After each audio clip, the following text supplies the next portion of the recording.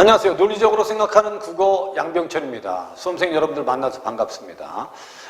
이번 시간에는 10월 모의고사 11번에서 15번 문법을 해설해 주도록 하겠습니다. 선생님이 문법을 해설하면서 여러분들이 남은 기간 동안에 어떻게 문법을 마무리하고 어떤 부분을 집중적으로 봐야 되는지를 함께 알려줄 테니까 잘 듣고 참고해서 수능 마무리하는 데 도움이 됐으면 좋겠습니다. 거기 11번 문제를 한번 보겠습니다. 11번 문제는 의문변동이죠. 이 의문변동은 여러분들 꼭 나오는 파트입니다. 여러분들이 그 수능 특강 교재에 보면 화법과 작문, 문법 교재가 있죠. 거기 문법 파트를 보면 문법의 기본적인 것들을 개념을 정리해 놓은 부분이 있습니다. 그 부분은 여러분들이 반드시 좀 볼 필요가 있습니다. 특히 그리고 의문변동은 꼭 나오는 부분이기 때문에 여러분들 의문변동의 교체와 탈락과 첨가와 축약이 있고 그게 어떤 형태로 이루어지고 있는지를 발음과 표기를 비교해서 여러분들이 구별하는 능력은 가지고 있어야 됩니다. 그래서 11번 문제는 의문변동을 탐구한 내용으로 적절하지 않은 걸 찾아라. 그래서 A에서 보면 여러분들 A 그대로 보세요. 이걸 그대로 보면 이 발음하고 표기를 보면 이렇게 돼 있죠. 그죠? 놓고라고 보면 히읗과 기역이 결합해서 뭐가 됐다? 키읔이 됐다. 이런 건 우리가 뭐라고 하죠? 축약이라고 하죠. 그래서 1번에 A를 보니까 받침 히읗 뒤에 기역, 디귿, 지읒이 오는 경우에는 축약이 일어나는 것 맞죠? 그 다음에 닷소는 여러분들 B의 닷소는 표기는 이렇게 하지만 발음은 이렇게 하지요. 그죠? 그럼 이걸 보면 우리가 얘는 일단 떨어졌다. 알았죠? 탈락을 하고 얘는 뭐로 바뀌었다? 된소리로 바뀌었다. 이 정도는 알 수 있죠. 그래서 이게 탈락과 뭐가 쓰였다? 교체가 쓰였다. 그래서 밑에 B를 보니까 2번 선택지에 받침 히읗 뒤에 시옷이 오는 경우에는 교체와 축약이 아니고 교체와 탈락이라고 해주시오. 그래서 답은 2번이 정답입니다. 알았죠? 의문변동은 요거보다 좀 더 들어가면 이제 의문변동이 몇 번 일어났냐, 의문의 숫자가 늘어났냐 줄어들었냐 정도 물을 가능성이 있다는 겁니다. 됐죠? 이 정도만 알고 있으면 됩니다. 그 다음에 밑에 3번에 보면 C는 놓는 쌈내라고 되어 있는데 C를 보니까 받침 히읗 뒤에 니은이 오는 경우에는 교체가 2번 일어납니다 라고 되어 있죠. 그러니까 C를 보면 여러분들 이렇게 됐는데 이건 첫 번째 단계에 어떻게 돼야 돼요? 얘가 디귿으로 바뀌어야 됩니다. 그 다음에 다시 이 니은 때문에 니은으로 바뀌는 비음화 현상이 나타나죠. 그러면 시읒이 디귿이 된 것도 교체고 디귿이 뭐로 된 것도 니은으로 된 것도 교체다. 이걸 좀 더 구체적으로 얘기하면 이건 끝쓰르기 치이고 이건 뭐다? 비음화다. 이렇게 얘기하죠. 그러니까 선생님이 지금 얘기하는 내용을 나는 이해할 수 있다 라고 하면 의문의 변동의 기본은 가지고 있는 겁니다. 근데 학생들 중에 선생님이 지금 말하는 걸 이해하지 못한다면 여러분들은 분명히 의문 변동 파트에서 기본적인 의문 체계, 그 다음에 의문 변동의 유형 정도는 머릿속에 꼭 암기를 하고 수능시험작으로 가야 됩니다. 뒤에 보면 앉는, 만내는 히읗이 뭐하죠? 탈락하죠. 그래서 뒤에 보면 4번 선택지에 D를 보니까 받침, 니은, 히읗 뒤에 니은이 오는 경우에 탈락하는구나. 그 다음에 E를 보면 이에 나은과 노하고 사이다가 있는데 5번 선택지에 이런 말이 있죠. E를 보니 받침 히읗 뒤에 밑줄 그어놓으세요. 모음으로 시작하는 형시, 형태소. 이게 여러분 E에서 노타 뒤에 아가 붙은 거고요. 됐죠? 그 다음에 두 번째, 첫 번째는 나타 뒤에 은이 붙은 겁니다. 그 다음에 세 번째는 싸다 뒤에 이가 붙고 뒤에 다가 붙은 거죠. 그럼 여기서 우리가 좀 이해를 해야 될 건 얘는 어미입니다. 어간 뒤에 붙어 있는 어미고요. 얘는 뭐죠? 얘는 접사입니다. 싸이다. 알았죠? 접사입니다. 접사. 그래서 우리가 이걸 보면 얘네들이 다 모음으로 시작하는 뭐다? 얘네들이 모음으로 시작하는 형식 형태소다. 이거는 알고 있어야죠. 이 형식 형태소의 대표적인 게 뭐가 있냐면 조사, 그 다음에 접사, 그 다음에 어미. 그러니까 형태소 중에서 문법적인 역할을 하는 형태소들이 바로 형식 형태소입니다. 그래서 얘네들이 모음으로 시작하는 형식 형태소인데 이럴 때 대체로 발음을 보면 얘가 다 뭐하죠? 탈락하죠. 그죠? 그래서 5번 선택지는 모음으로 시작하는 형식 형태소가 오는 경우에는 탈락이 일어나는군. 뭐 충분히 이해됐죠? 답은 2번이 답이었다. 이렇게 이해하시면 돼요. 그래서 11번의 의문 변동은 여러분들 꼭 기억을 해 두셔야 되고, 나는 의문 변동에 대해서 기본적인 걸 다 알고 있다. 이런 학생들은 그냥 실전 모의고사에서 문법 문제를 계속 풀면서 의문의 변동을 다시 복습을 하시면 되는 겁니다. 12번 문제는요. 이게 이제 파생어에 대해서 나온 건데 됐죠? 어근 뒤에 접사가 붙으면 우리는 이런 걸 뭐라고 하냐면 파생어라고 하고요. 그 다음에 이 어근 뒤에 있는 접사를 이걸 뭐라고 하냐면 전미사라고 합니다. 오케이? 이해되셨어요? 이럴 경우 접사가 붙으면 파생 형성 결과 품사가 달라지는 경우도 있습니다. 그러니까 이 접사 때문에 품사가 바뀌는 경우도 있고요. 됐죠? 그 다음에 문장에 사용되는 어떤 단어가 파생어로 바뀌면 그 파생어로 인해서 문장 구조가 달라지는 경우도 있다. 문장 구조가 달라지는 경우도 있다. 이렇게 돼 있죠. 그러니까 선생님하고 문법을 한번 정리한 학생들은 그래서 이런 접사를 뭐라고 하냐면 지배적 접사다. 여기까지 알고 있는 학생들이 있을 거예요. 알았죠? 그리고 1, 2등급 정도 되는 학생들은 이 정도의 문법 개념들은 거의 머릿속에 체계적으로 잘 갖추고 있다고 생각합니다. 그렇다고 문법을 다 아는 건 아닙니다. 기본적인 걸 잘 알고 있는 겁니다. 그러니까 혹시나 내가 문법이 자신 없는 학생들은 이런 용어들을 더 익히세요. 어근이 뭐고 접사가 뭐고 아까 선생님이 얘기한 형식 형태수가 뭐고 알았죠? 그 다음에 교체하고 탈락하고 축약하고 이런 말들이 어떤 의미인지를 알고 수능시험에 가는 게 중요하다는 거죠. 그래서 원래 수능 문법은 기본적인 용어만 잘 알고 있어도 문제를 다 맞출 수 있습니다. 그 다음에 그 밑에 예컨대 형용사 괴롭다는 괴롭히다 할 때 히가 붙었죠. 그러니까 괴롭다는 여러분 괴로이라는 어근 뒤에 뭐가 붙은 거예요? 히라는 접사가 붙은 건데요. 됐죠? 그럼 얘는 원래 괴롭다는 품사가 형용사입니다. 상태나 성질을 나타내는 형용사고요. 얘가 붙으면 시가 붙으면 뭐가 되냐면 동사가 돼버립니다. 그러니까 얘는 시가 붙어서 품사가 동사로 바뀐 거고요. 그 다음에 괴롭히다 라고 돼 있죠.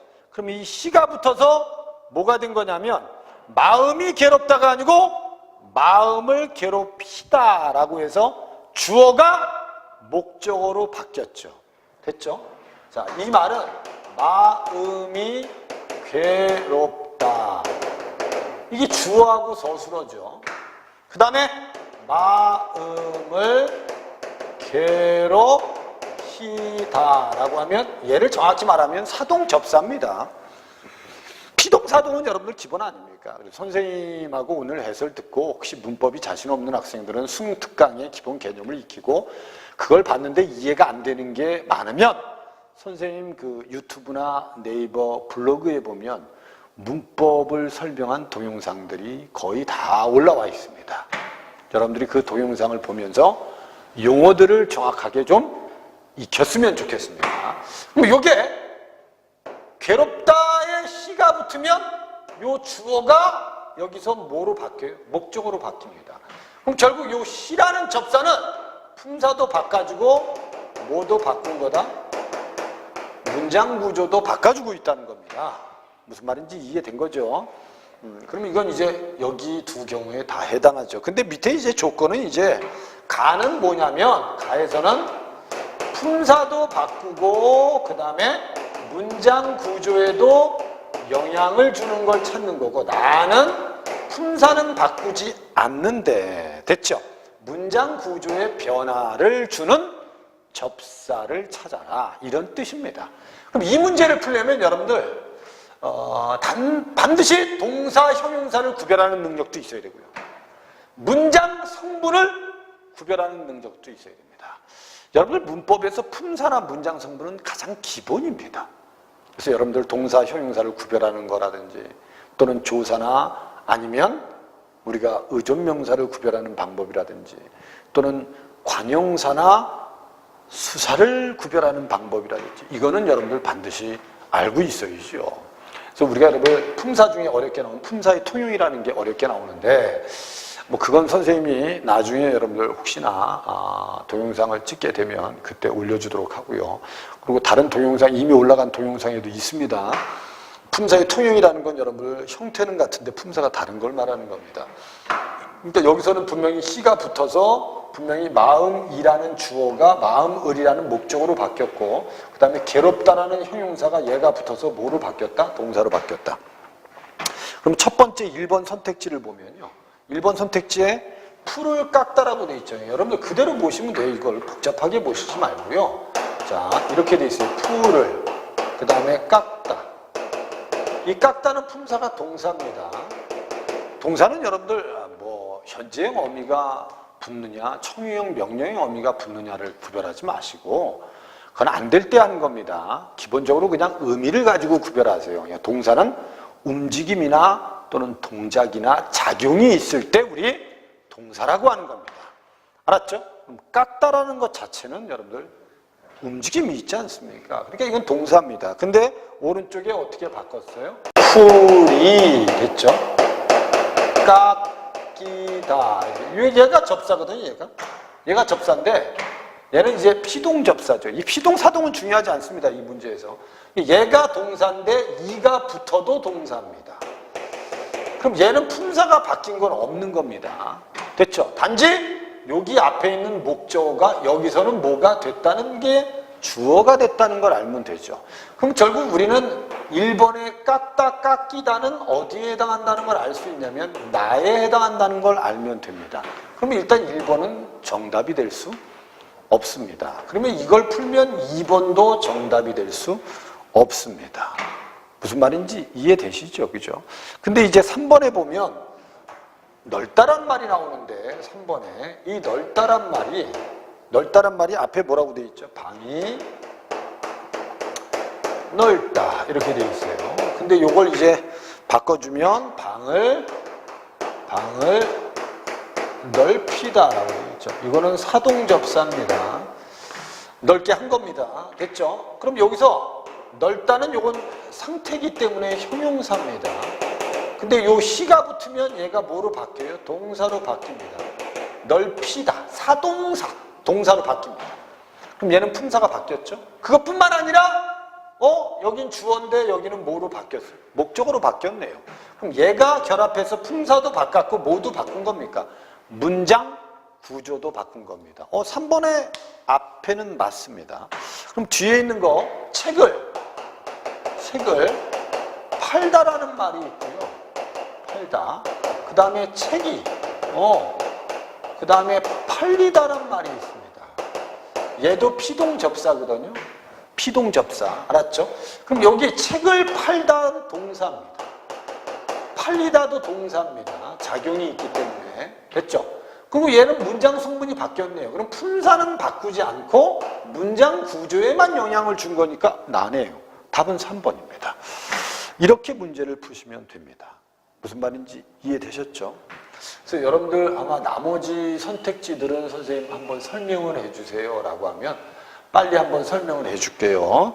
거기 여러분들 1번에 발을 밟다는 동사입니다. 밟다라는 건 행위가 있기 때문에 동사고요. 발이 밟히다도 동사입니다.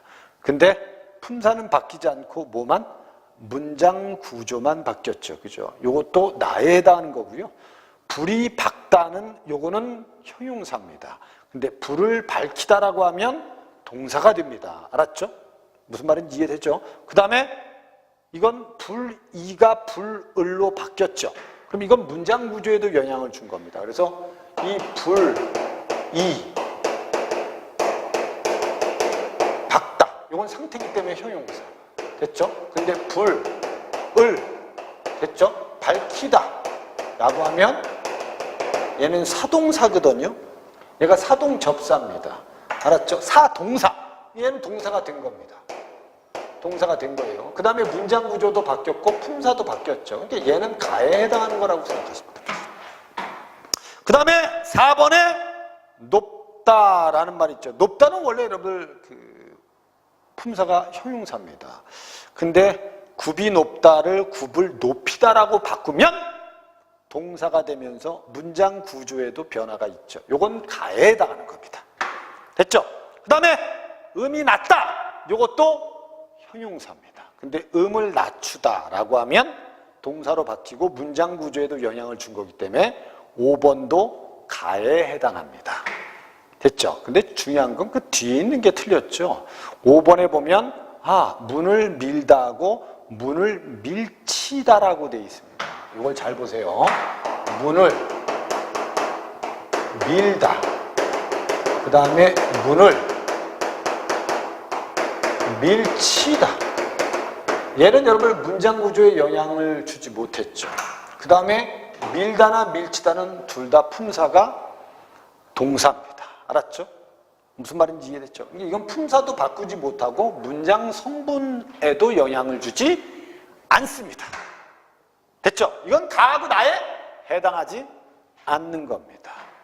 이해되셨어요? 무슨 말인지? 그래서 답은 3번이 정답이 되는 게 맞다. 이렇게 알아두시면 되고요. 그 다음에 13번 문제는 여러분들 띄어쓰기 문제인데요. 여러분들 띄어쓰기의 가장 기본이 뭐죠? 모든 단어는 띄어쓴다. 단 조사만 붙여 쓴다. 이렇게 돼 있죠. 여기 이제 예외적인 것들이 있죠. 그래서 본용어과 보조용어는 띄어쓸 때 붙여 쓰는 걸 허용한다. 뭐 이런 것들이 이제 우리가 교과서에서 배운 것들입니다. 그래서 거기 첫 번째 1번에 보면 결석해서 무엇을 공부해야 할지라고 할 때 13번에 이 할지는 하다 뒤에 리을지가 붙은 거예요. 리을지. 이 리을지는 여러분들 추측을 나타내는 뭐다? 그렇게 알아두시면 돼요. 추측을 나타내는 어미다. 이렇게 알아두시면 돼요. 뭐라고? 추측을 나타내는 어미다. 이거는 어미기 때문에 당연히 이건 붙였어야 됩니다. 무슨 말인지 이해되죠? 어미기 때문에 붙였어야 되는 겁니다. 그 다음에 그 뒤에 두 번째 필기한 공책을 주고 갔다라고 하면 이 주고 갔다는 어떻게 된 거냐면 주고도 본용언이고요. 그 다음에 갔다도 본용언입니다. 오케이? 이러면 이제 얘도 본용언, 얘도 본용언이면 이건 띄어쓰는 게 맞습니다. 알았죠?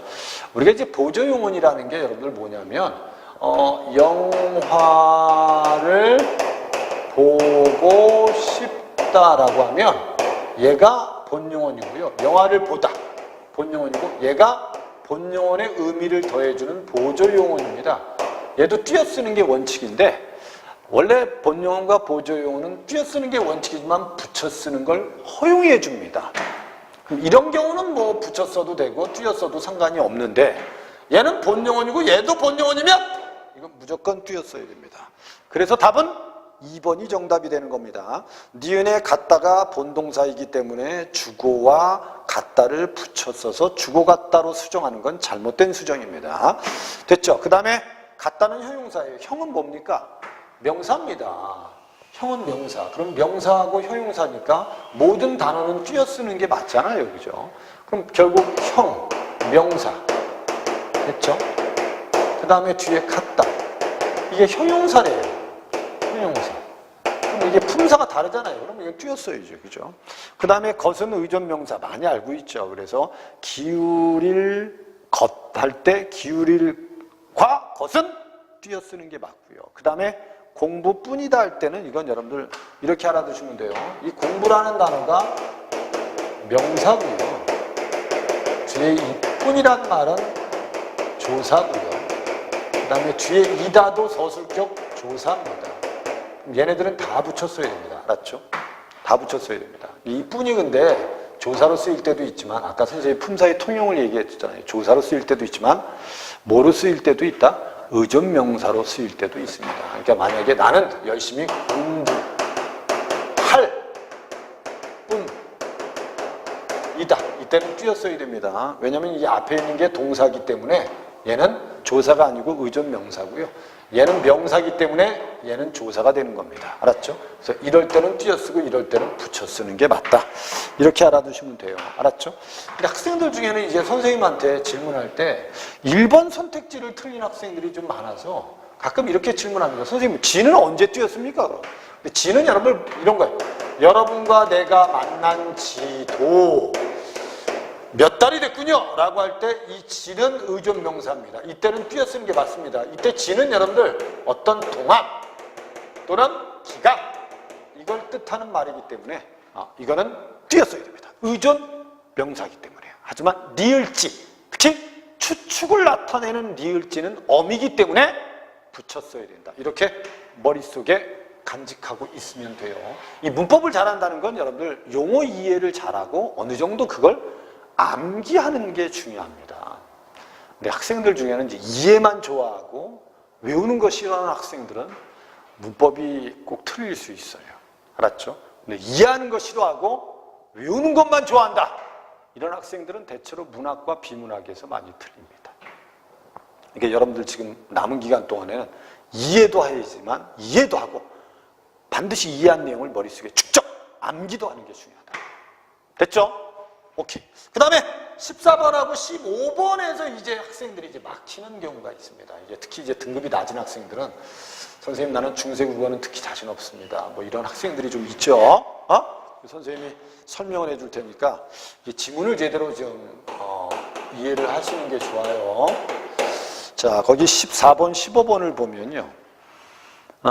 중세국어에서 주체나 객체로 표현되는 인물이 신분이나 지위가 높은 경우 대개 그 인물을 직접적으로 높여 표현하거나 또는 간접적으로 높여서 표현하는데 그 인물의 신체 부분이거나 소유물이거나 생각은 높일 때 간접 높임이라고 한다. 이렇게 돼 있어요. 그래서 밑에 예가 있죠. 이 예를 볼 때 여러분 중세 국어를 보지 말고 현대어를 정확하게 보고 판단하세요. 태자가 동문 밖에 나가시니 그러면 밑에 이렇게 돼 있죠. 태자 현대어 풀이가 깨서 나가시니 할 때 요 시. 그 다음에 밑에 부처의 눈이 비록 밝으시니 부처의 눈이 비록 밝으시니 이것이 의시. 우리 높이법은 여러분들 특히 우리나라에 있는 문법이기 때문에 다른 나라에는 이 높임법이 발달되어 있지 않습니다. 그래서 이 높임법은 출제 가능성이 아주 높은 겁니다. 됐죠? 이 높임법에 대해서는 기본적인 건 알아야 돼요. 그래서 문장의 주어를 높이면 주체 높임이고 듣는 사람을 높이면 상대 높임이라고 하고 제3자, 목적어나 부사어를 높이면 객체 높임이라고 하는 건 기본입니다. 알았죠? 그 다음에 여기 보면 이 문장의 주어죠. 이건 주체 높임을 위해서 붙인 거고요. 얘가 또 주어죠. 눈이 밝으시다. 근데 이 눈은 부처의 눈이기 때문에 됐죠? 이 시를 써서 눈을 높인 건 부처를 높이기 위해서다. 그럼 얘를 우리는 직접 높임이라고 하고 이걸 간접 높임이라고 하는데 현대 국어에도 지금 직접 높임, 간접 높임이 있습니다. 주체 높임에. 중세 국어에도 주체 높임에서 직접 높임, 간접 높임이 있었다는 겁니다. 그래서 밑에 일의 시나 이의 의시는 모두 현대 국어의 의시처럼 주체를 높이기 위한 선어만 어미인데 그러나 일과 이는 쓰인, 일과 이에 쓰인 시의 쓰임에는 차이가 좀 있죠. 즉 일은 분명히 태자를 높인 직접 높임이고 이는 부처의 신체 부분인 눈을 높인 간접 높임이다. 이렇게 돼 있는 거예요. 여기까지 그래서 주체 높임에 문장의 주어를 높이는 주체 높임에는 직접 높임이라는 게 있고 간접 높임이 있다. 여기서 높임의 대상은 분명히 태자고요. 여기서 높임의 대상은 바로 이 부처의 눈입니다. 됐죠? 그 다음에 밑에는 근데 한편 현대국어에는 객체 높임을 위해서, 객체는 여러분 제3자를 높이는 겁니다. 객체를 높이기 위해서 모시다나 뵙다와 같은 특수 어휘를 쓰지만 중세국어에는 현대국어와 다르게 객체 높임에 선어말 어미가 있었다. 이거는 엄청 많이 나오죠. 수능 특강에도 여러분들 문제가 있습니다. 이 삽잡잡은 여러분 정말 많이 나왔던 문제입니다. 됐죠? 그래서 밑에 3번하고 4번을 보면 이건 이제 객체 높임에 대해서 설명하는 건데 3번, 4번에 보면 너희 스승을 배잡고자 하노니 할 때 이렇게 돼 있죠. 너희 스승을 됐죠? 을 뵙고자 이렇게 되어 있습니다. 근데 이 뵙고자를 여러분들 중세국어에 어떻게 썼냐면 거기 보잡고저 이렇게 썼죠. 얘가 바로 객체 높임의 선어말어입니다. 현대국어는 뵙다, 뵈다 라는 단어를 쓰지만 중세국어에서는 이렇게 선어말 어미를 가지고 객체, 스승을 높였다는 겁니다. 근데 밑에 부처, 교화를 듣잡고 이렇게 돼 있죠. 그래서 이거 보면 부처의 교화를 이렇게 돼 있습니다. 거기 보면 뭐라고 돼 있죠? 교화를 돕고 이렇게 돼 있죠. 돕고, 교화를 돕고. 근데 중세국어에는 이걸 어떻게 썼냐면 어떻게 썼죠? 돕삽고 이렇게 썼다는 거예요. 얘가 바로 객체 높임의 선어말입니다. 뭐 어떻게 보면 현대국어에는 이 돕고라는 말을 가지고 이걸 높인 건 아니죠. 현대국어에서는 여러분들 객체 높임의 간접 높임은 없습니다. 근데 중세국어에는 객체 높임에서도 간접 높임이 있었다는 겁니다. 이 설명이 바로 그 설명입니다. 그래서 여기서 이 잡을 써서 교화를 높였고 교화를 높인 이유는 부처를 높이기 위해서다. 이게 바로 여기는 직접 높임이고 객체 높임에서도 중세국어에서는 무슨 높임이 있었다? 간접 높임이 있었다. 이런 설명이에요. 알았죠? 무슨 말인지 이해된 거죠? 이렇게 이해하시면 됩니다. 자, 그러면 이걸 가지고 밑에 설명한 걸 보면 3의 삽과 4의 삽은 중세국어의 객체 높임 선어말 어미입니다. 3과 4는 모두 객체 높임 선어말 어미를 통해서 객체를 높이고 있는데요. 근데 약간 차이가 있죠. 그래서 3은 객체인 스승을 직접 높이지만 4은 교화를 높임으로써 부처를 높이는 간접 높임의 객체다. 객체 높임 중에서도 간접 객체 높임이다. 이 뜻이에요. 이해되신 거죠? 이해됐죠? 그죠? 이걸 설명하고 있는 거예요. 그래서 이걸 가지고 이제 14번 문제를 보면 자, 윗글을 바탕으로 해서 보기의 기형, 미음을 이해한 내용으로 적절하지 않은 걸 찾아라. 이제 보기에서 이제 기형, 미음에서 과연 무슨 높임이 쓰였는지를 우리가 이제 구별을 한번 해보면 되죠. 밑에 있는 거 현대어를 잘 보세요. 현대어 풀이를. 왕의 이름은 스파이시더니 이렇게 돼 있죠. 그러면 기억에서 왕의 이름은 얘가 주어입니다. 얘가 주어. 됐죠? 그 다음에 스파이시더니 이 시를 쓴 이유는 얘를 높인 거거든요. 얘를 높인 이유는 왕을 높이기 위해서입니다. 이해되셨죠? 그러면 1번 선택지 기억은 시를 통해서 이름을 높임으로써 왕을 간접적으로 높인 주체 높임 중에서도 그렇게 하면 돼요. 주체 높임 중에서도 간접 높임이다. 이렇게 이해하시면 돼요. 그래서 1번은 맞는 말이고요. 니은에 보면 니은은 뭐라고 되어 있죠? 임금의 은사를 값삽고자 이렇게 되어 있죠. 자, 임금의 은사를 값 됐죠? 밑에는 현대어 풀이면 이렇게 되어 있어요. 값고자 이렇게 되어 있는데 중세국어에는 어떻게 되어 있죠? 값삽고자 이렇게 되어 있죠. 요걸 썼다는 거예요. 객체 높임의 선어말 어미를 써서 누굴 높인 거죠? 은사를 높인 거고 은사를 높인 이유는 임금을 높이기 위해서죠. 얘가 목적어 아닙니까? 결국은 얘는 이 목적어를 높이기 위해서 쓰인 객체 높임의 선어말 어미입니다. 됐죠? 그러면 이것도 객체 높임 중에서도 무슨 높임이다? 간접 높임이다. 이렇게 알아두면 2번 선택지도 맞네요. 이게 되셨죠? 그 다음에 디귿을 보면요. 디귿은 용왕이 세존을 뵙고 이렇게 되어 있죠. 용왕이 세존을 중세국어에는 어떻게 되어 있냐면 여러분들 거기 보잡고 이렇게 되어 있죠. 됐죠? 이렇게 쓰여 있습니다. 보잡고. 그 다음에 밑에는 뭐라고 되어 있죠? 뵙고 이렇게 되어 있죠. 그럼 현대국어에서는 배다라는 말을 통해서 누구를 높인 거고 세존을 높인 거고 됐죠? 이 보잡고에서 요 잡은 결국 세존을 높이기 위해서 쓴 중세국어의 개체 높임의 선어말 어미다 이렇게 보면 되죠. 그럼 이거는 여러분 이 세존 자체가 목적어고요. 이 세존이 개체이기 때문에 요걸 통해서 세존을 직접 높인 겁니다. 이해됐죠? 그럼 요거는 이제 개체 높임 중에서도 이렇게 알면 되죠. 직접 높입니다. 근데 3번은 뭐라고 되어 있어요? 잡을 통해서 세존을 높임으로써 용왕을 간접적으로 높인 게 아니고 그냥 세존을 높인 겁니다. 이해됐죠? 그래서 용왕이 세존을 뵙고 하면 이 뵙고는 세존을 높이기 위해서 쓴 거고 이 세존이 바로 객체에 해당한다. 이렇게 분석을 해주시면 돼요. 답은 3번이었습니다. 그 다음에 리을에 보면 태자께서 강당에 모으시니 할 때 시는 왜 썼겠어요? 태자를 높이기 위해서죠. 그러니까 시는 태자를 높이는 직접 높임의 주체 높임법입니다. 그 다음에 밑에 있는 거 제부를 공양하잡게 할 때 제부를 공양하게 하소서 할 때 잡은 왜 썼겠어요? 제부를 높이기 위해서입니다. 제부를 높이기 위해서. 그럼 제부의 객체에 해당하고 잡을 쓴 건 객체를 직접 높이기 위해서다. 그래서 답은 3번이 답이었다.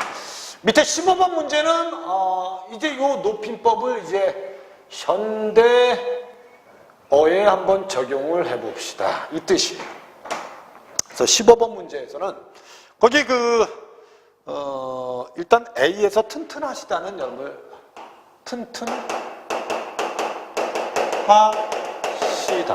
얘를 썼죠. 이게 주체 높임의 선어만 어미죠. 근데 요거는 뭐를 높인 거죠? 주어가 뭐죠? 치아죠. 할아버지 치아입니다. 치아. 얘를 쓴 건 할아버지의 치아를 높인 거고 얘를 통해서 할아버지를 높인 거죠. 그럼 이건 주체 높임 중에서도 간접 높임이다. 이렇게 알면 되고요. B는요. 언니가 고모님을 공손하게 안방으로 모시다. 모시다는 누굴 높이기 위해서 고모님을 높인 겁니다. 모시다는 누굴 높인 거예요? 고모님을 높인 겁니다. 알았죠? 고모님이 목적어죠. 그죠? 그럼 이건 모시다란 말을 써서 어휘입니다. 이건 어휘. 여기 시를 쓴 게 아닙니다. 모다 뒤에 시를 쓴 게 아니에요. 모시다는 어휘입니다. 어휘를 통해서 고모님을 높인 겁니다. 그럼 이거는 개체 높이면서 직접 높임이네요. 알았죠? 그 다음에 C는요. 가시다가 있는데 가시다는 가다 뒤에 시가 붙은 거죠. 그래서 아버지께서는 저녁거리를 사러 장에 가셨다. 그러면 누굴 높인 거죠? 아버님을 높인 거죠. 됐죠? 그럼 아버지를 높이기 위해서 시를 쓴 건 주체 높임이면서 그다음에 이건 직접 높임이다. 이렇게 하면 되죠. 그 다음에 뒤에 형님께서 부르신 그분의 생각이 이건 문장을 잘 보셔야 돼. 생각이가 주어고요. 이게 주어입니다. 주어입니다. 이건 목적어가 아니고 타당하시다. 요 시는 얘를 높인 겁니다. 주어를. 이해 잘 하셔야 돼. 이 생각은 누구의 생각이죠? 근데 그분의 생각이죠. 그럼 이건 시를 통해서 문장의 주어를 높인 이유는 그분을 높이기 위해서입니다. 이건 주체 높임입니다. 주어를 높였으니까요. 알았죠? 주체 높임이면서 그분을 높이기 위한 무슨 높임입니다? 간접 높임이다. 이렇게 알면 돼요. 그래서 학생 1은 B와 C로 분류했어요. BC 이렇게 묶고 그 다음에 이렇게 묶었어요. 그럼 이건 직접 높임, 얘네들은 간접 높임이니까 학생 1은 직접 높임과 간접 높임으로 구별했는데 근데 학생 2는요. 나는 B, A, C, D로 나눌래요. B하고 그 다음에 A, C, D로 나눌래요. 그럼 B만 무슨 높임이고 객체고 나머지는 다 무슨 높임? 주체 높임이시죠. 그럼 밑에 선택지에서 구분의 기준, 분류의 기준은 뭡니까? 그러면 객체에 해당하는 인물을 높였느냐, 주체를 높였느냐가 분류 기준이시요. 답은 그래서 3번이 답이 되는 게 맞습니다. 이해되셨죠? 문법 해설은 여기까지 하겠습니다. 아마 이 문법은 여러분들 학생들마다 이게 문법에 관한 지식이 많이 차이가 좀 납니다. 그래서 대체로 보면 등급이 높은 학생들은 문법도 머릿속에 이제 잘 정리가 돼 있는데 특히 이제 3, 4, 5등급으로 내려가면 문법이 체계적으로 머릿속에 들어있진 않습니다. 근데 이 문법도 여러분들 마무리할 때 지금 남은 기간에 여러분들이 조금만 잘 마무리하면 수능에서 문법을 다 맞출 수 있습니다. 자, 그럼 선생님이 정리하는 방법을 알려줄게요. 일단 문법에서 가장 중요한 건 여러분들 문, 그 다음에 형태소, 그 다음에 품사, 그 다음에 문장 구조, 그 다음에 문장, 그 다음에 문법 요소, 그 다음에 중세 국어, 여기까지는 공부하셔야 돼요. 근데 이게 여러분 수능 특강 교재에 보면 이게 잘 정리가 좀 돼 있습니다. 그러니까 수능 특강을 여러분들 복습을 하다가 모르는 문법 용어들이 나오면 그걸 여러분들 꼭 익히면 됩니다. 특히 여러분들 어근, 접사, 어미, 조사, 어감 이런 말들이 무슨 뜻인 줄 좀 알아야 되고요. 실질 형태소, 형시 형태소가 뭔지를 알아야 됩니다. 그 다음에 여러분들이 꼭 알아둘 건 품사를 구별할 정도는 돼야 됩니다. 그리고 문장을 보고 문장 성분이 무엇인지를 구별할 정도의 학습은 하실 필요가 있다는 겁니다. 그리고 중세국어는 여러분들 중세국어하고 현대국어를 비교해서 그 차이점을 가지고 문제를 풀면 되기 때문에 현대 문법이 잘 돼 있으면 중세국어 문법도 잘하게 돼 있습니다. 근데 중세국어만 가지고 있는 문법의 특징이 나온다면 이제 그거는 이제 대체로 수능 시험에서 지문으로 제시가 될 겁니다. 설명을 해줄 거라는 겁니다. 그러니까 여러분들이 지금 남은 기간 동안에 문법을 아까 선생님이 얘기한 7부분으로 나누어서 머릿속에 체계적으로 좀 넣으세요. 음운, 그 다음에 형태소, 품사, 문장 성분, 문장의 종류, 문법 요소. 이 문법 요소라는 건 여러분들 뭐 사동, 피동, 높임법, 문장 종결, 그 다음에 동작상이나 시제라든지 완료상이라든지 됐죠? 부정문 같은 경우를 얘기하는 겁니다.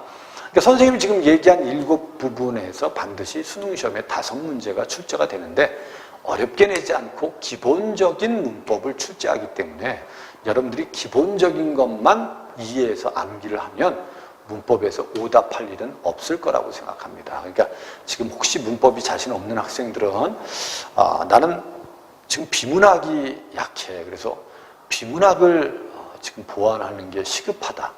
대체로 보면 선생님 보면 이렇거든요. 1등급 되는 학생들은 모든 파트가 다 잘 돼 있고 이해력도 좋은 겁니다. 근데 부분 실수를 하거나 이해가 좀 잘못돼서 틀리는 거고요.